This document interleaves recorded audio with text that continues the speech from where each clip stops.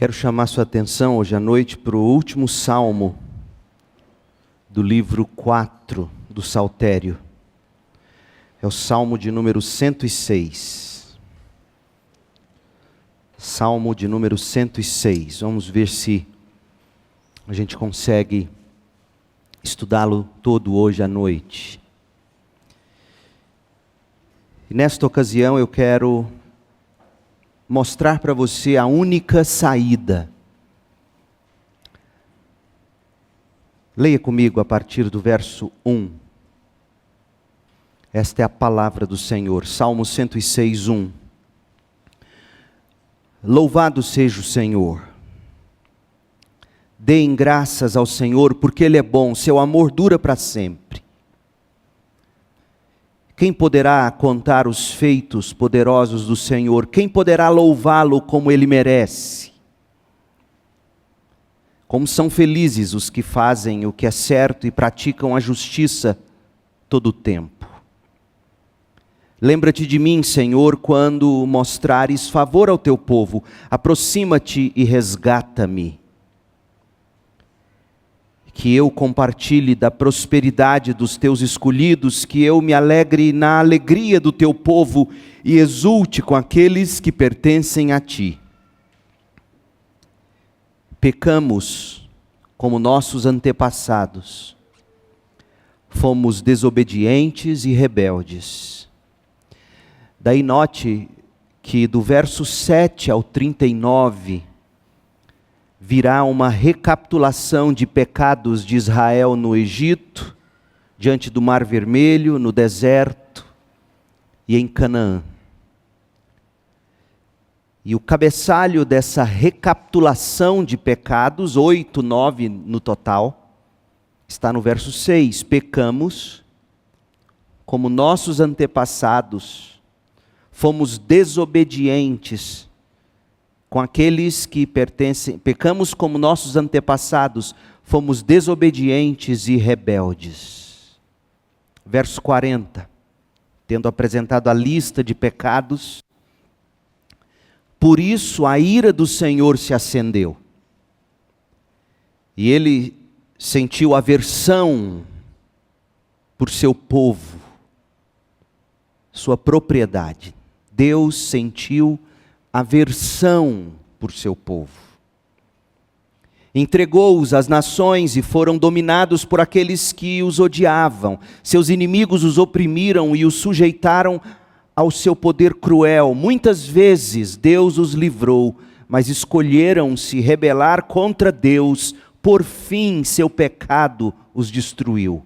Ainda assim, Deus viu a aflição do povo e ouviu seus clamores, lembrou-se de sua aliança com eles e teve compaixão por causa do seu grande amor. Fez que seus captores os tratassem com misericórdia. Salva-nos, Senhor, nosso Deus. Reúne-nos dentre as nações para darmos graças ao teu santo nome, para nos alegrarmos no teu louvor. Louvem o Senhor, o Deus de Israel, que vive de eternidade a eternidade.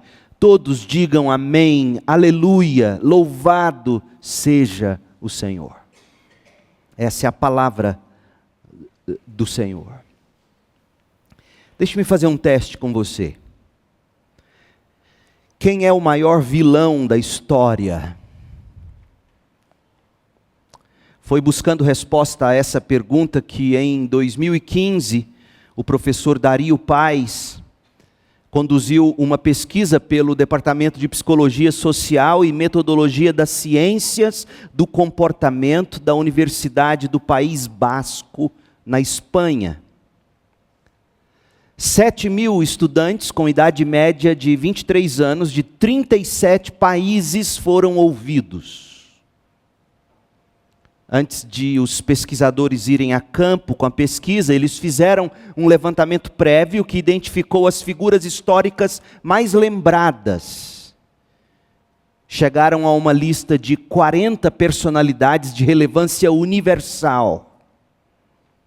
Agora, em face desses 40 nomes, a tarefa dos estudantes pesquisados era avaliar com notas de 1 a 7 o quão positivas ou negativas foram a trajetória, a influência e o legado das personalidades que foram apresentadas a eles. E os resultados da pesquisa foram publicados na revista científica PLOS One. Você ficou curioso? Deixe-me ler para você a lista contendo os 10 heróis e os 10 maiores vilões apresentados pelo levantamento. Esta é uma matéria de 28 de agosto de 2015, publicado pela Gazeta do Povo. Eis os nomes dos heróis. Número 1, Albert Einstein. Número 2, Madre Teresa de Calcutá. Gandhi em terceiro, Luther King em quarto, Isaac Newton em quinto, Jesus Cristo em sexto, Nelson Mandela em sétimo, Thomas Edison oitavo, Abraham Lincoln penúltimo e em 10º lugar, claro, Buda. Agora os vilões. Vilão número 1, Adolf Hitler. Número 2, Osama Bin Laden. Saddam Hussein, George W. Bush, Stalin, Mao Tse-tung, Lenin, Gengis Khan, Saladino, que é um líder militar islâmico, e o imperador Qin da China. Um dado curioso, notado pelos pesquisadores, na seleção dos vilões, a disparidade das opiniões foi muito maior do que entre os heróis. O professor que conduziu a pesquisa na Universidade Espanhola, ele anotou o seguinte, abre aspas, sobre os vilões há mais disparidade de opiniões. Um mesmo personagem pode ser visto de forma muito negativa num país e muito positiva em outro lugar do mundo. Esse foi o caso de Osama Bin Laden, por exemplo. Fecha aspas. Em sua opinião, qual é o maior vilão da história? Vamos mudar a pergunta, afinal de contas, gente, viver apontando o dedo para os vilões pode ser uma posição bastante confortável, e naturalmente a gente age assim, a gente vê algo errado no mundo, algo errado com o mundo, e a gente então trata de apontar o dedo para os vilões, a culpa é dele, a culpa é dela. Viver apontando o dedo para os vilões pode ser bastante confortável, mas de nada servirá para se resolver os problemas que a gente enfrenta todo dia. Então responda à seguinte pergunta: o que há de errado com o mundo? Mas vamos ser ainda mais pessoais, o que há de errado com o seu mundo? O que há de errado com a sua casa? Qual é o vilão da sua família? Da sua igreja, da sua cidade? O que está de errado na sua vida? O que há de errado na sua vida, nos seus relacionamentos? Responda com sinceridade, o que há de errado? Quando fizeram essa pergunta ao grande escritor inglês G.K. Chesterton, Chesterton viveu de 1874 a 1936, aliás, há um livro dele fenomenal, O que há de errado com o mundo, vale a pena ler, ele vai tratar de todas essas pautas progressistas, feminismo, dentre outras, de uma maneira brilhante. Ele era um gênio, esse homem. Perguntaram a ele o que havia de errado no mundo, ele respondeu numa carta, eu, assinado G.K. Chesterton. Eu. Pode soar evasivo, petulante e até imaturo, mas essa é uma verdade profunda, porque o que há de errado no mundo somos sim nós, eu, você. Esse é o problema do mundo. Sim, as instituições se corrompem. O Estado se corrompe, a família se corrompe. Igrejas despencam na corrupção, a sociedade se corrompe. Sim, eu sei, aliás, a sociedade está corrompida. A pergunta deve ser, portanto, a seguinte: como se chegou a esse estado das coisas? Como? Tem gente que nem pensa nessas categorias pessoais. Quer ver como de repente você é mais socialista, marxista ou qualquerista do que bíblico? Quer ver? Para muita gente, o problema é a instituição em si, o problema é a família. A ideia, a concepção de família. O problema é a religião, as ideias religiosas, a opressão da religião. O problema é a supremacia branca ocidental. Um parêntese. O oposto desse tipo de pensamento deu à luz o nazismo, o qual pregava que o problema do mundo eram os judeus, as raças inferiores. Continuando, vão dizer que o problema do mundo é o Estado, a ideia, a concepção de Estado. O problema é a estrutura das coisas. O problema são as camadas da sociedade. O problema é a ética e a moral predominante, essa ética, essa moral judaico-cristã. O problema é isso. E, portanto, é necessário trazer todas essas coisas abaixo. Destruir essas estruturas, destruir essa supremacia, destruir a ideia de família, destruir a ideia de Estado, e começar algo novo, uma nova estrutura, uma nova maneira de se pensar, uma nova maneira de viver. Só que a pergunta simples que eu faço é o seguinte: detonada supostamente, repito, detonada supostamente a supremacia branca no Ocidente, quem vai ter supremacia? O indivíduo. Percebe? Esse tipo de pensamento, de fato, isso é utopia, isso é religião. Isso não leva em consideração a raiz dos nossos problemas, e a raiz dos nossos problemas foi o que Chesterton escreveu. Eu sou a raiz do problema. Você, nós, indivíduos pecadores. Nesse sentido, que de fato é o sentido bíblico e verdadeiro, de novo, Chesterton estava certo. O que há de errado com o mundo, o que há de errado no mundo sou eu. E a única saída, ouça bem, a única saída é a transformação do eu. Não são revoluções estruturais. Veja o que aconteceu na França na época de Napoleão. É só você ler a história com honestidade.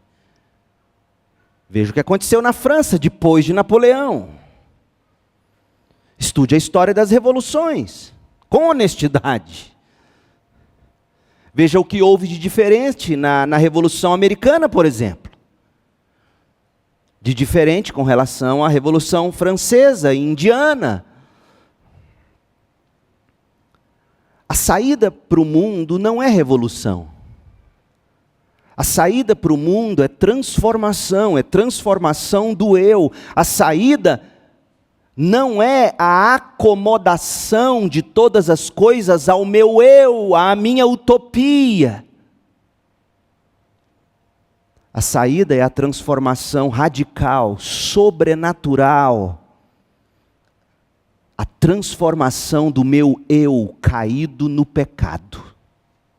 Essa é a visão bíblica do que há de errado com o mundo e qual deve ser, ou qual é de fato a solução para o mundo. Portanto, o crente não é daqueles que vivem em busca de apontar o dedo para vilões. O crente não é do tipo, o cristão bíblico, cristocêntrico, não é do tipo que incita revoluções. Olhe Paulo, veja se Paulo foi revolucionário. Veja se Cristo foi revolucionário. Veja como Paulo tratou o problema da escravidão, que de fato, pela graça de Deus, veio ao chão ao longo da história do Ocidente. Você não vai encontrar revolução no Novo Testamento. Por quê? Porque a solução nunca foi revolução, e sim transformação do indivíduo, um a um. Jesus não nos deixou a ideia de uma grande revolução, Jesus nos deixou a ideia de uma grande comissão. Irmos transformando indivíduos, um a um, batizando-os em nome do Pai, do Filho e do Espírito Santo, ensinando-os a guardar todas as coisas que Jesus nos ordenou. É assim que o mundo será, de fato, transformado. Este salmo, Salmo 106, é a contrapartida do 105. Nós estudamos o 105 no domingo 17 de julho passado. Se o Salmo 105, conforme dissemos, é o memorial do Redentor, o 106, que agora nós temos em tela para estudo, o 106 é o memorial do pecador. A aliança de Deus com Israel tinha dois lados. Toda aliança tem dois lados. O que um promete e o que o outro promete. O que Deus prometeu e empreendeu e que era que ele tornaria os descendentes de Abraão por meio de Jacó, ele tornaria esses descendentes seu próprio povo, um povo numeroso, e daria a esse povo uma terra. E esse povo nessa terra se encarregaria de obedecer o Senhor e abençoar as nações. O que o povo, por seu lado, concordou em fazer era se, como a gente lê no Salmo 105, 45, veja, o último versículo do Salmo anterior, o que o povo tinha se comprometido em fazer era guardar os decretos de Deus, observar as leis de Deus para a sua própria bênção e para a bênção das nações. Mas será mesmo que foi assim? A gente sabe que não foi. E não foi por culpa de Deus. Não foi Deus quem quebrou a aliança. Se você ler o Salmo 105, que nós já estudamos, o 105 é um salmo de ação de graças a Deus pela maneira como Deus fielmente foi conduzindo suas promessas ao longo da história. Ele prometeu e ele cumpriu. O Salmo 105 é o memorial do Redentor. Entretanto, infelizmente, essa mesma história da fidelidade de Deus tem o outro lado, o qual revela que o povo não correspondeu à fidelidade de Deus. O povo se rebelou em quase todas as ocasiões. Esses pecados do povo, ao longo dos anos de fidelidade de Deus com sua aliança, são agora catalogados aqui no Salmo 106.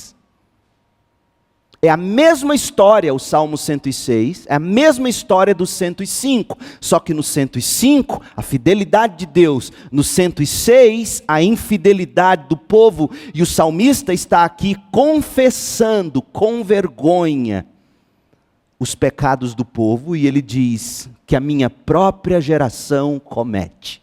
Salmo 106, 6. 105, memorial do Redentor. 106, memorial do pecador. Mas graças a Deus, gente, como Paulo escreveu em Romanos 5:20, graças a Deus que onde abundou o pecado, superabundou a graça. Graças a Deus que à medida que o pecado aumentou, a graça se tornou ainda maior. Desse modo, quando a gente lê o Salmo 106, o memorial do pecador, aqui erigido pelo salmista, a gente vai perceber que o Salmo 106, conquanto narre os pecados do povo, ele só se sustenta em pé e reflete alguma beleza, porque na fundação desse salmo e nas colunas desse salmo estão tanto o concreto e o aço, como o adorno da graça de Deus, triunfando sobre o pecado do povo. Afinal de contas, olha como começa o Salmo 106, verso 1. Deus é bom, seu amor dura para sempre. O Salmo 106, pareado com o 105, forma a conclusão do livro 4 do Saltério. E que maneira de se concluir este livro? O livro 4. Os Salmos têm 5 livros. O Salmo 107 até o 150 é o último livro do Saltério. A esperança de Israel, a única saída para Israel era a graça de Deus, a misericórdia de Deus, despejada sobre o seu povo, que por disciplina, por julgamento divino, havia sido levado pelos babilônios e espalhado entre as nações naquele período. Olha como termina o Salmo 106, o último do Saltério, do livro 4. 106, 47. Porque aqui estão as palavras de alguém que sabe qual é a única saída para a humanidade. Salmo 106, 47. Salva-nos, Senhor nosso Deus. Reúne-nos dentre as nações, para darmos graças ao teu nome, para nos alegrarmos no teu louvor.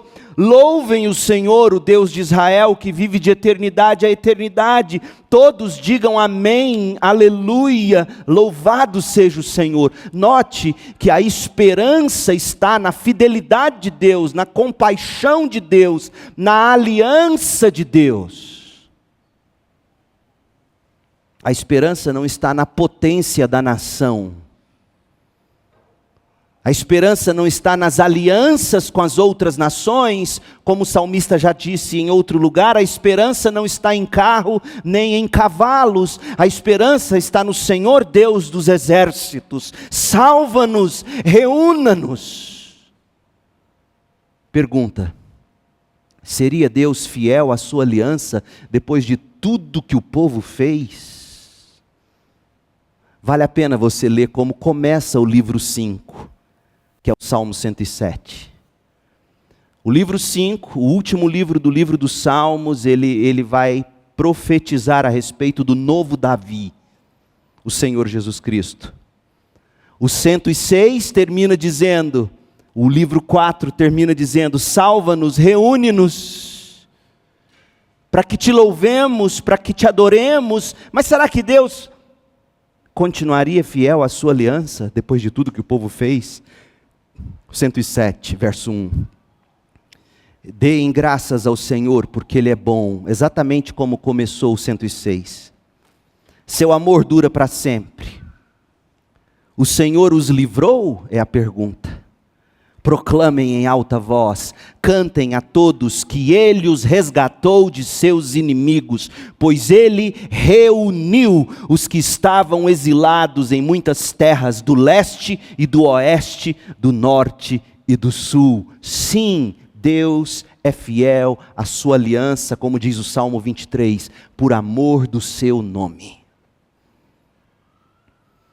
Quem reinará sobre este povo reunido de todas as partes? Quem? O Messias. Hoje nós sabemos, Jesus Cristo. Olha o Salmo 110 no livro 5. Salmo 110, versos 1 e 2. O Senhor disse ao meu Senhor: sente-se no lugar de honra à minha direita, até que eu humilhe seus inimigos e os ponha debaixo de seus pés. O Senhor estenderá seu reino poderoso desde Sião. Você governará seus inimigos. Povo de Deus, a esperança última do povo de Deus. A saída, a única saída para este mundo, não está em novas políticas, não está em novas estruturas, não está em novas ideologias, não está em utopias, mas no novo Rei, Jesus Cristo, que veio, viveu uma vida sem pecado, morreu no lugar do pecador e ressuscitou. E este que veio e cumpriu sua missão, virá novamente para estabelecer para sempre seu reino eterno. Essa é a única saída para este mundo. Mas se você está querendo saber como se valer dessa única saída para a sua vida, para o seu dia a dia, volte-se comigo agora para o Salmo 106, porque tem aqui 4 observações que eu quero fazer com você, a partir da leitura e do estudo do Salmo, e no final algumas aplicações. Vamos dividir o Salmo. A única saída: trate de conhecer a Deus, versos de 1 a 5. Segundo, tome consciência de si mesmo, versos 6 a 39. De 1 a 5, trate de conhecer a Deus. De 6 a 39, tome consciência de si mesmo. E do 40 ao 42, tema o castigo de Deus. E por fim, do 43 ao 48, tenha confiança na graça futura de Deus. Esta é a única saída para você que me ouve. Conhecer a Deus.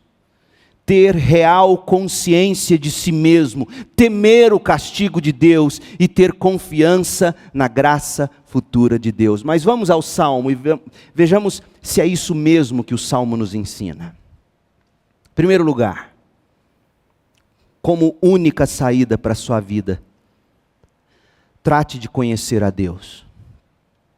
João Calvino viveu entre 1509 e 1564. Ele abre as Institutas, a obra magna da Reforma Protestante. As Institutas, ele começou a escrevê-las em 1536 e só terminou em 1559. A cada nova edição ele revisava algo, acrescentava outra coisa. E ele abre essa obra magna que serviu de livro base para todas as teologias protestantes. Ele diz que, abre aspas, quase toda a soma do nosso conhecimento, que de fato se deve julgar como verdadeiro e sólido conhecimento. Todo conhecimento que se preze, conhecimento verdadeiro, todo conhecimento sólido, consta de 2 partes. Primeiro, o conhecimento de Deus. E segundo, o conhecimento de nós mesmos. Você entendeu por que o Ocidente evoluiu tanto a partir do pensamento protestante? Só há um tipo de conhecimento sólido e verdadeiro, e este consta de 2 partes, o conhecimento de Deus e o conhecimento de nós mesmos. Conhecer quem Deus é, através daquilo ou pelo que Ele se revela a nós, e conhecer a nós mesmos à luz da revelação que Deus faz de si mesmo e sobre nós. É isso que esse salmo faz. Em primeiro lugar, note como o salmista, antes de passar ao conhecimento de si mesmo, que começa no verso 6 e vai até o 39, antes de falar de quem ele é e do que ele é capaz de fazer, o salmista primeiro revela quem é o Deus em quem ele crê. Essa é a única saída para o mundo, gente. Tomar conhecimento de Deus, tratar de conhecer a Deus. Quem Deus é, verso 1. Louvado seja o Senhor, Ele é digno de louvor. Por quê? Deem graças ao Senhor, porque Ele é bom. Se existe bondade no mundo, é porque o Criador, em sua essência, é bom. A bondade emana de quem criou todas as coisas. Deus é bom, e o seu amor dura para sempre. Esse é Deus. Fala-se tanto em bondade no mundo, em amor. Você não conhecerá a verdadeira bondade se você não conhecer Deus. Não haverá bondade no mundo se eliminarem a ideia de Deus. O que Deus faz? Olha o verso 2. Quem poderá contar os feitos poderosos do Senhor? Não tem como enumerar o que Deus faz. Quem poderá louvá-lo como Ele merece? É impossível. O que Deus requer de nós? E o que disso se obtém? O que Deus espera de suas criaturas? Verso 3. Como são felizes os que fazem o que é certo e praticam a justiça todo o tempo. Não cabe uma ética situacional para o povo de Deus. Aqui eu digo uma coisa, lá eu digo outra. O salmista está dizendo que a felicidade, o estado de bem-aventurança é o resultado de alguém que vive para fazer o que é certo e praticar a justiça todo o tempo. E o que é certo e o que é justo está revelado nas Escrituras, o salmista sabia disso. A tua lei é o meu prazer, o salmista vai dizer em outro lugar. E o que Deus faz pelo seu povo? Olha os versos 4 e 5. Lembra-te de mim, Senhor, quando mostrares favor ao teu povo. Aproxima-te e resgata-me, que eu compartilhe da prosperidade dos teus escolhidos. Meu povo, você não pode deixar de notar, numa era individualista como a nossa, é bom você ler o salmista dizendo que ele entende que a bênção que Deus tem para ele, vem a ele na medida em que Deus abençoa o povo dele. Não existe essa de você viver isolado do povo de Deus na espiritualidade bíblica. Lembra-te de mim. Como? Quando? Lembra-te de mim, Senhor, quando mostrares favor ao teu povo, quando o Senhor vier abençoar o teu povo, que eu também o seja. Aproxima-te, resgata-me, que eu compartilhe da prosperidade dos teus escolhidos, os eleitos de Deus, que eu me alegre na alegria do teu povo e exulte com aqueles que pertencem a ti. Só há esperança para este mundo, porque Deus escolheu amar alguns, porque o que de fato merecíamos todos era a condenação. Esse tipo de conhecimento de Deus é como luz no fim do túnel de nossos problemas, gente. Saber que Deus é bom, saber que o seu amor dura para sempre, independentemente do que fazemos, de como agimos, seu amor não muda. Verso 1. Saber que Deus age com poder e de modo inumerável, indescritível. Verso 2. Ele é capaz de fazer muito mais do que pedimos ou pensamos, conforme o seu poder que opera em nós. Saber que a felicidade é fruto de uma vida vivida em constância com a palavra de Deus. Verso 3. E saber que Deus resgata aqueles que de antemão Ele mesmo escolheu, reuniu, fez prosperar e alegrou, versos 4 e 5, saber de todas essas coisas, conhecer a Deus, é a luz que aponta a saída no fim do túnel. Não se furte a necessidade de você conhecer a Deus. Quando Charles Spurgeon tinha 20 anos, quantos aqui tem 20 anos? Ou em torno? Margem de erro, 2 a menos, 2 a mais. Levante a mão. Não muitos. 7 de janeiro de 1855. ele começou o seu sermão matinal do seguinte modo, e eu extraio esse trecho do livro do Packer, O Conhecimento de Deus. 20 anos. Já foi dito por alguém que o estudo adequado da humanidade é o próprio homem. Veja, já lá em meados do século XIX, a ênfase era o ser humano, o eu. Já foi dito, por meio de alguém, que o estudo adequado da humanidade é o próprio homem. Não me oponho à ideia, mas creio ser igualmente verdadeiro que o estudo correto do eleito de Deus é Deus. O estudo apropriado ao cristão é a divindade. 20 anos de idade. O que seu filho com 20 anos estuda na faculdade? A mais alta ciência, a mais elevada especulação, a mais poderosa filosofia que possa prender a atenção de um filho de Deus é o nome, a natureza, a pessoa, a obra, as ações e a existência do grande Deus a quem chama Pai. Nada é melhor para o desenvolvimento da mente, diz Spurgeon, do que contemplar a divindade. Trata-se de um assunto tão vasto, que todos os nossos pensamentos se perdem em sua imensidão, tão profundo que nosso orgulho desaparece em sua infinitude. Podemos compreender e aprender muitos outros temas, derivando deles certa satisfação pessoal e pensando enquanto seguimos nosso caminho. Olhe, eu sou sábio.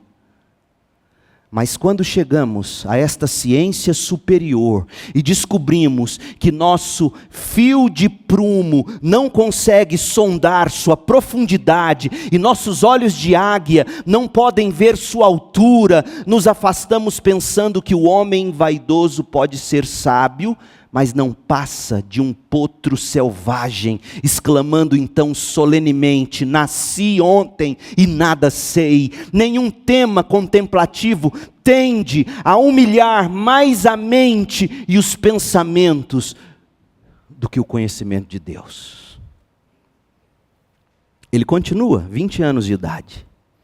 Ao mesmo tempo, porém, que este assunto, o conhecimento de Deus, humilha a mente do orgulhoso, o conhecimento de Deus também expande a mente.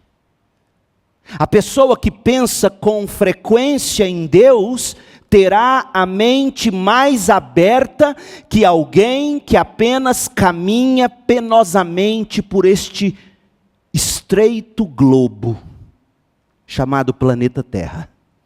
O melhor estudo para expandir a alma é a ciência de Cristo, e este crucificado, e o conhecimento da divindade na gloriosa Trindade.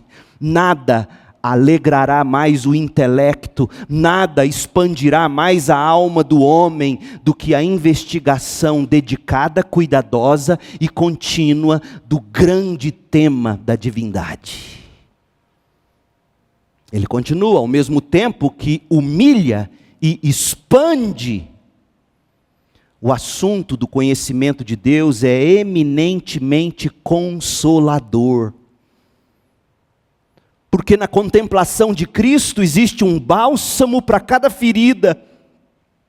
Na meditação sobre o Pai, há consolo para todas as tristezas, e na influência do Espírito Santo, alívio para todas as mágoas. Você quer esquecer sua tristeza? Pergunta o pregador de 20 anos.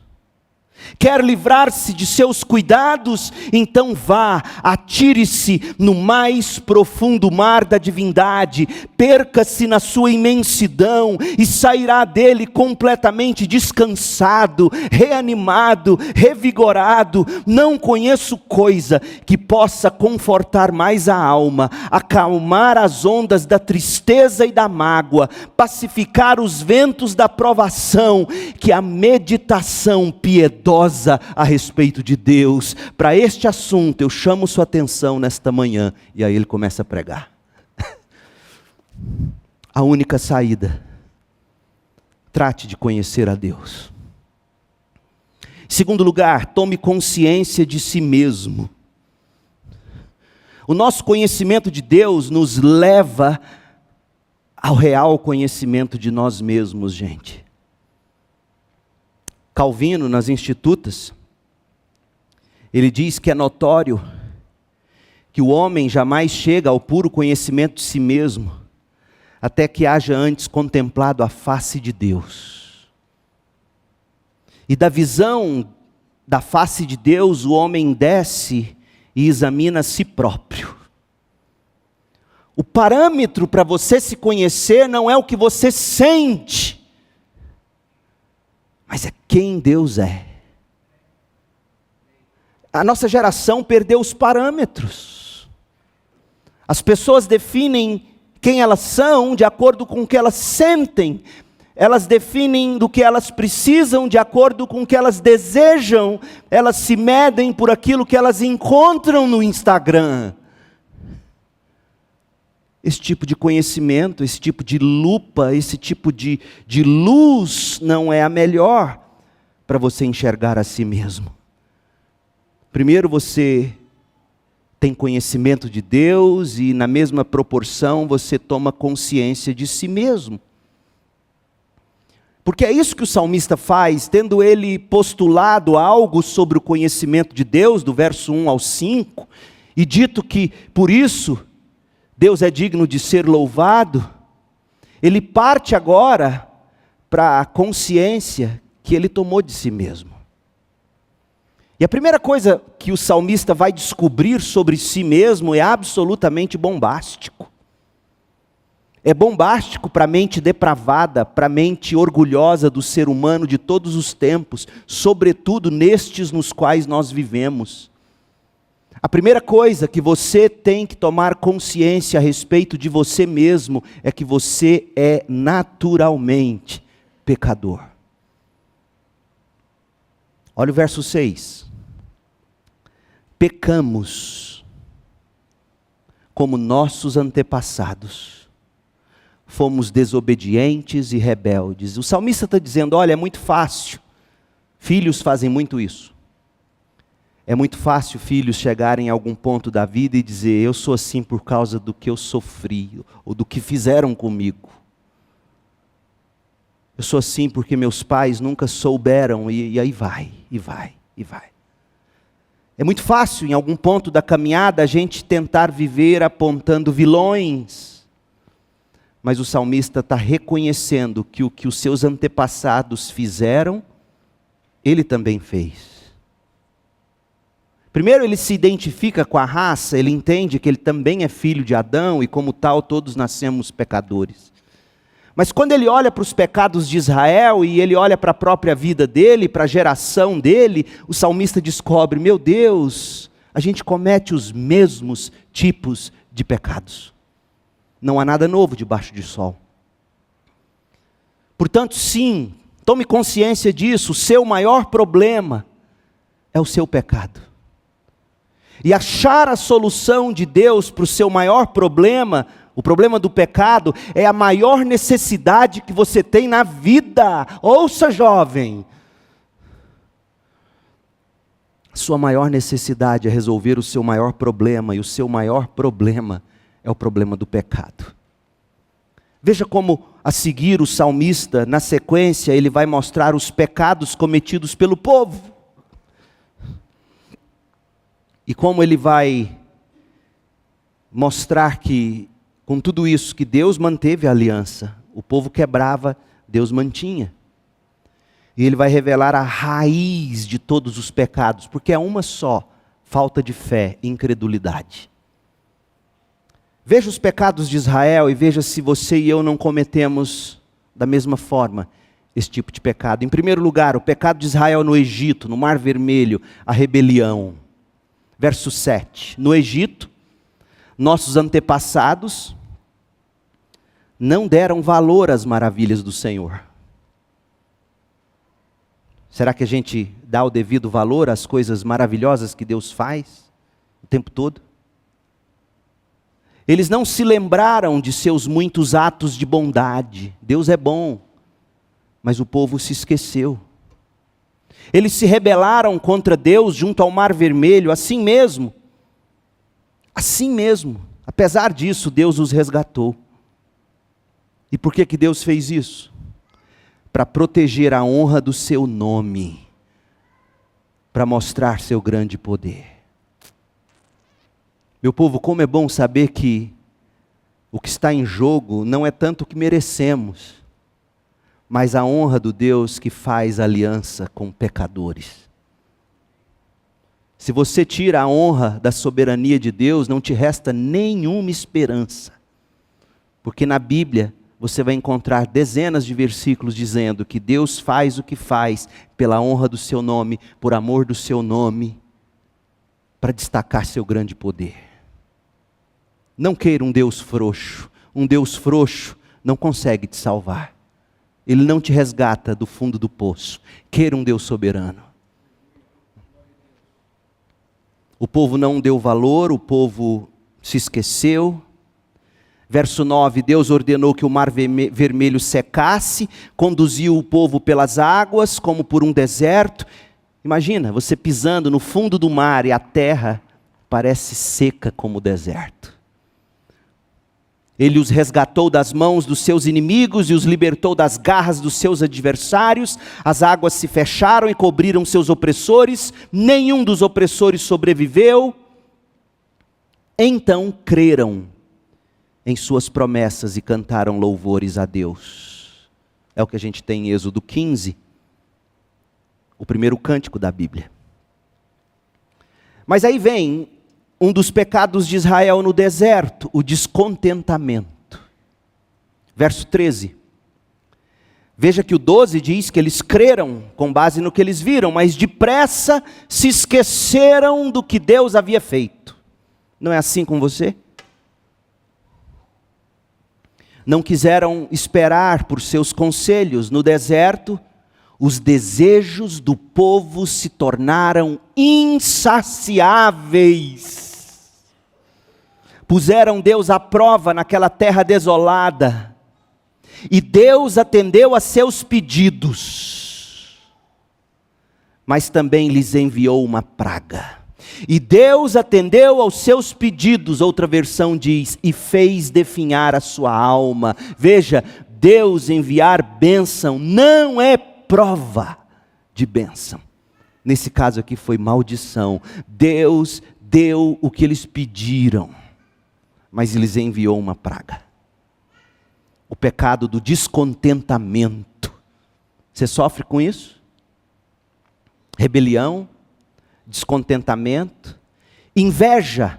Outro pecado de Israel no deserto, verso 16, no acampamento tiveram inveja de Moisés e de Arão, o sacerdote consagrado ao Senhor, por isso a terra se abriu, engoliu Datã e sepultou Abirão e os outros rebeldes, fogo desceu sobre aqueles que os seguiam, uma chama consumiu os perversos. Inveja. Você não consegue celebrar com a vitória do outro por inveja. Não consegue se alegrar com a conquista do outro por inveja. Rebelião, descontentamento, inveja, idolatria. Verso 19, outro pecado no deserto. No monte Sinai, verso 19, fizeram um bezerro. Prostraram-se diante de uma imagem de metal. Trocaram seu Deus glorioso pela estátua de um boi que come capim. Olha o ridículo que é a idolatria. Esqueceram-se de Deus, seu Salvador, que havia feito coisas grandiosas no Egito, atos maravilhosos na terra de Cã, feitos notáveis no Mar Vermelho. Por isso, declarou que os destruiria. Mas Moisés, seu escolhido, pôs-se entre Deus e o povo, a figura de Cristo, e o povo, e suplicou a Deus que afastasse a ira do povo e não os destruísse. Idolatria. Mas a raiz de tudo isso, a incredulidade. Olha o verso 24. Eles, o povo, porém, se recusou a entrar na terra agradável, pois não creram na promessa. Em vez disso, resmungaram em suas tendas, Na mesa do almoço, na mesa da janta, resmungaram. Meteram a língua no coitado do pastor Moisés. Nada novo debaixo do sol. Quantos irmãos almoçam pastor, janta pastor? Eu estou em boa companhia. Em vez disso, resmungaram em suas tendas, não deram ouvidos ao Senhor, que falava por meio de Moisés. Assim Deus jurou solenemente que os mataria no deserto, que dispersaria seus descendentes entre as nações e os enviaria para o exílio em terras distantes. Incredulidade. Mas não contentes, vem a apostasia, verso 28, depois juntaram-se aos sacerdotes de Baal, meu Deus, em Peor, chegaram a comer sacrifícios oferecidos a mortos. Com todos esses atos provocaram, claro, a ira do Senhor, por isso uma praga se espalhou entre eles. Finéias, porém, teve coragem de intervir e a praga foi detida. Assim, desde então, Finéias foi considerado justo. Mas não para não, vem a insurreição. Verso 32, também em Meribá provocaram a ira do Senhor e causaram sérios problemas para Moisés, fizeram Moisés se irar, se amargurar em seu espírito, e Moisés falou sem refletir.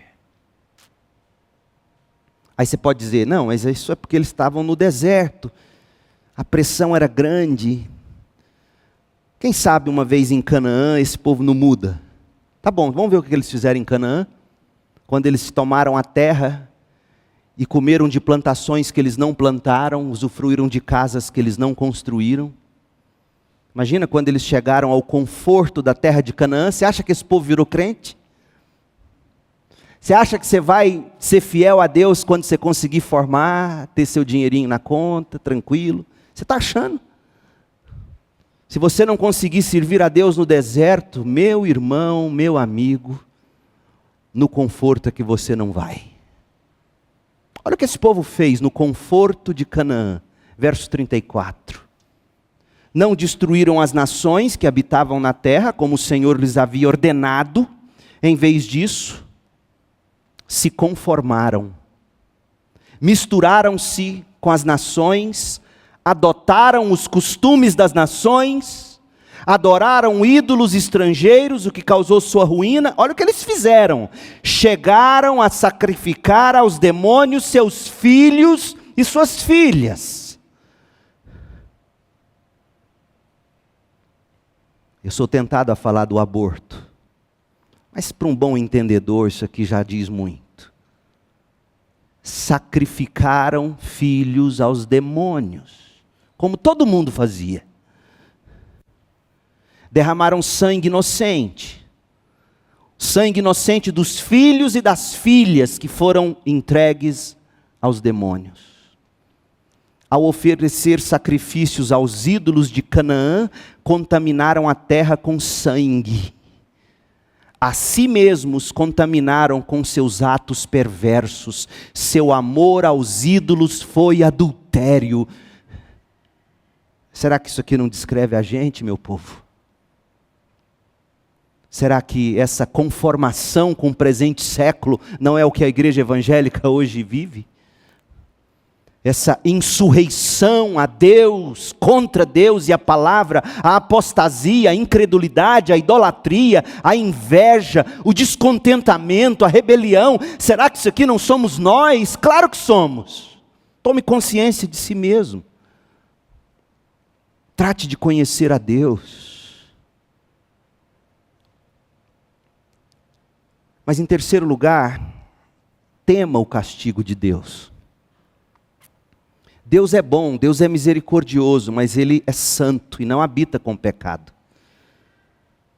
Olha o que Deus faz no verso 40. Por isso, a ira do Senhor se acendeu e Deus sentiu aversão por seu povo, a sua propriedade. Com razão. Entregou o seu povo às nações, foram dominados por aqueles que os odiavam, seus inimigos os oprimiram e os sujeitaram ao seu poder cruel. Por isso o castigo foi aplicado a Israel. Foi por isso. Esse povo merecia muito mais. Nas palavras de Hernandes Dias Lopes, Israel não caiu nas mãos dos vários inimigos, no período dos juízes e também da monarquia, porque os inimigos eram mais fortes que Israel. Não, foi Deus, o próprio Deus, quem entregou Israel aos seus inimigos, fazendo dos inimigos a vara da disciplina.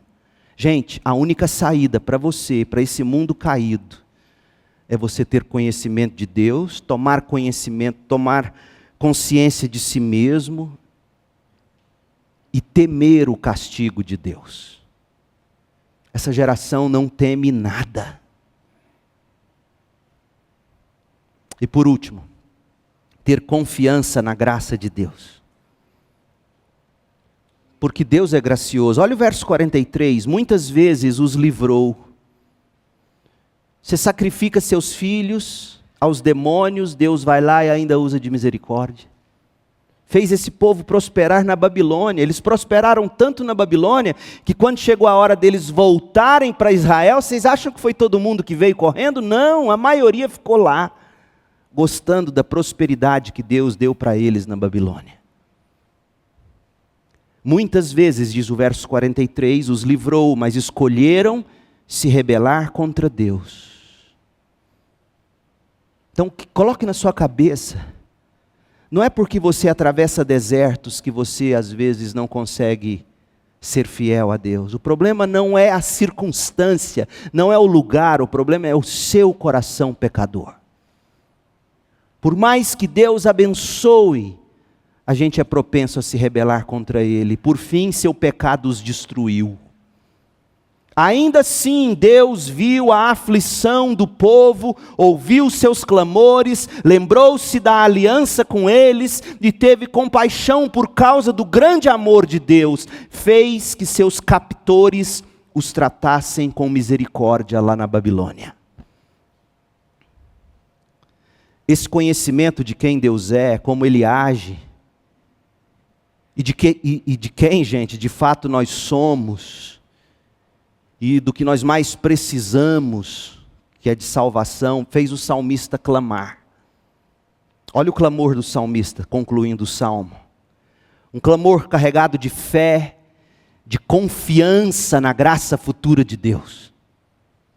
Se você conhece Deus por quem Deus é, se você tem consciência do seu maior problema, se você de fato teme o castigo de Deus, sua oração não vai ser outra, senão a que está aqui. Salva-nos, Senhor. Salva-me dos meus pecados. Salva-me de mim mesmo. Salva-me da idolatria, da rebelião. Salva-me do descontentamento. Salva-me de me conformar com este presente século. Salva-me. Salva-me de mim. E mais do que isso, reúna-me entre o seu povo. Nossa é a época em que diz, eu e Deus estamos bem, eu não preciso de mais ninguém. Igreja, quando der.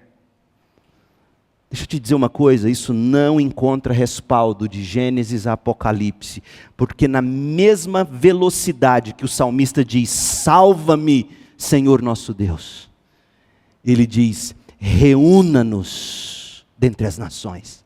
Faça-nos ser um povo de novo diante do Senhor, para darmos graças ao Teu nome, para nos alegrarmos no Teu louvor. Reúna-nos para nós louvarmos o Senhor, que vive de eternidade a eternidade. Amém, aleluia. Note aqui o pedido de quem realmente conhece a si mesmo e sabe do que verdadeiramente precisa. Olha o pedido, salva-nos, reúna-nos. Você precisa ser salvo em Jesus Cristo e você precisa professar a fé pelo batismo, unindo-se à igreja de Cristo. E note o porquê. O porquê de quem sabe a razão para todas as coisas. E por que Deus te salva e por que Deus te reúne para você dar graças ao nome santo dEle, para se alegrar no louvor dEle. E note a postura. A postura de quem foi salvo pela graça por meio da fé, verso 48. ele louva o Senhor, o Deus de Israel, que vive de eternidade a eternidade. E ele vive para conclamar, para chamar outros, para dizer amém, aleluia, e conhecer esse mesmo Deus. Ah, que você faça o pedido certo hoje à noite. Salva-me, reúna-me. Que você saiba o porquê dessa grande obra da salvação e reunião dos eleitos de Deus na igreja de Cristo, pelo poder do Espírito. E a razão é adorar na alegria em Deus. E que você tome uma postura de fé hoje à noite, viver para anunciar o Deus de Israel. Gente, todo mundo está em busca de uma saída.